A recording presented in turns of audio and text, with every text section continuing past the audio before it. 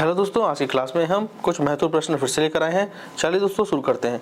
पहला प्रश्न है, कौन सी संख्या 24 से पूर्णतः विभक्त होगी। तो देखिए, सबसे पहले आप क्या काम करेंगे, 24 के टुकड़े कर लीजिए जो विभाजकता के नियम के अनुसार हैं।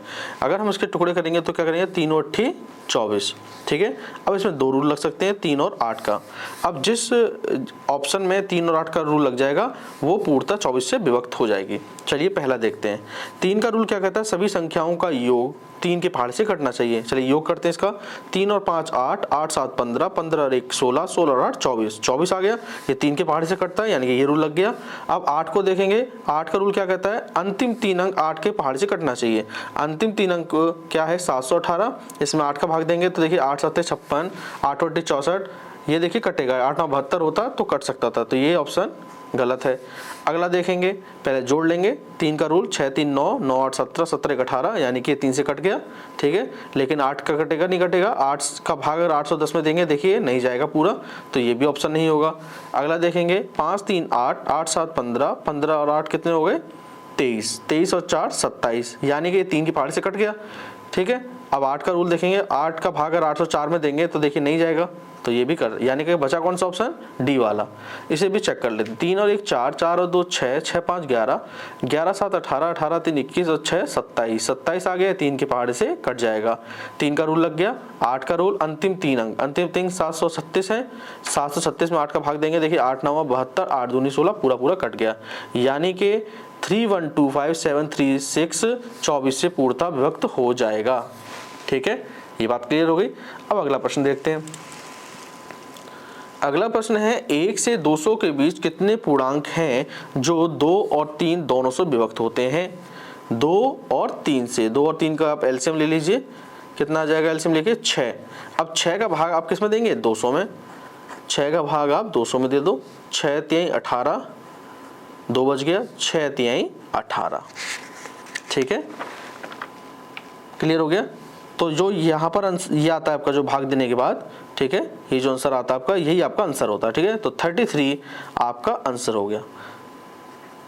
तो 1 से 200 के बीच 33 ऐसे पूर्णांक हैं जो 2 और 3 दोनों से विभक्त होते हैं।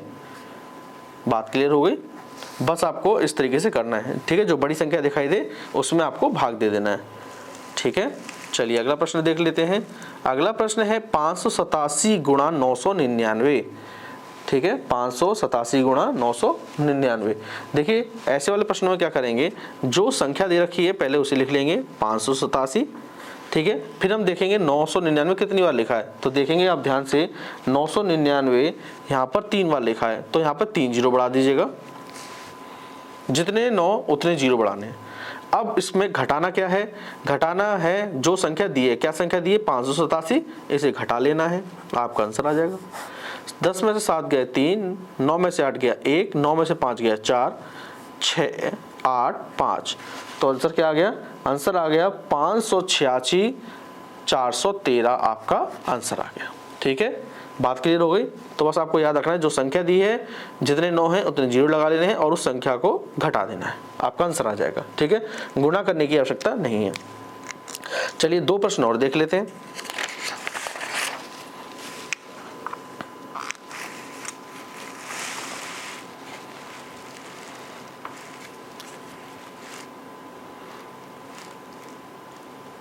चलिए अगला प्रश्न है, 72519 का गुणा हमें 9999 से करना है। तो मैंने आपको बताया संख्या क्या दी है, 72519, पहले 72519 लिख लीजिए।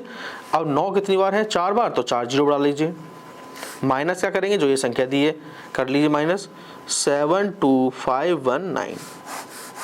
10 में से 9 गया 1, 9 में से 1 गया 8, 9 में से 5 गया 4, 9 में से 2 गया 7, 8 में 7 गया 1, 1 यहाँ आ जाएगा 5 2 7। तो ये आपका 725, ठीक है, 725117481 आपका आंसर आ गया, ठीक है। बहुत ही आसान है। चलिए अब अगला प्रश्न देख लेते हैं, जो आज का अंतिम प्रश्न है। दोस्तों इसी टाइप के प्रश्न आपको देखने को जरूर मिलेंगे एग्जाम में। चलिए दोस्तों देखते हैं, 1904 की बात करें।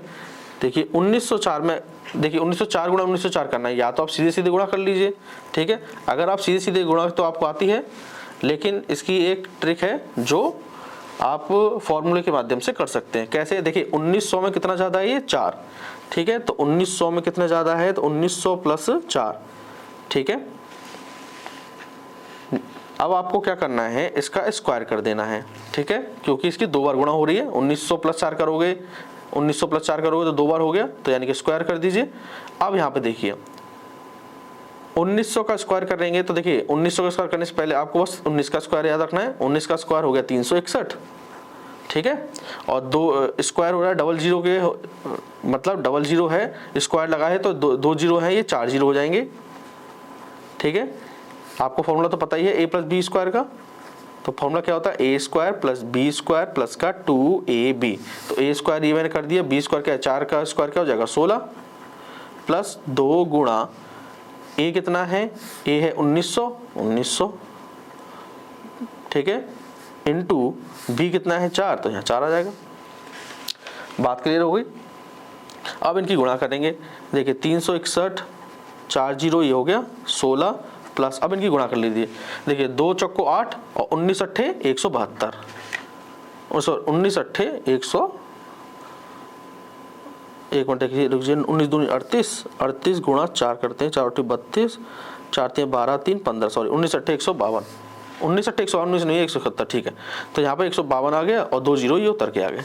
अब इन्हें आप जोड़ लीजिए, 6 0 0 यानी कि 6 आ गया, फिर 1 0 0 यानी कि 1 आ गया, फिर तीसरी संख्या लेंगे 3, यहाँ पे 2 है, यहाँ पे कुछ नहीं है, यहाँ पे 0 तो 2 आ गया।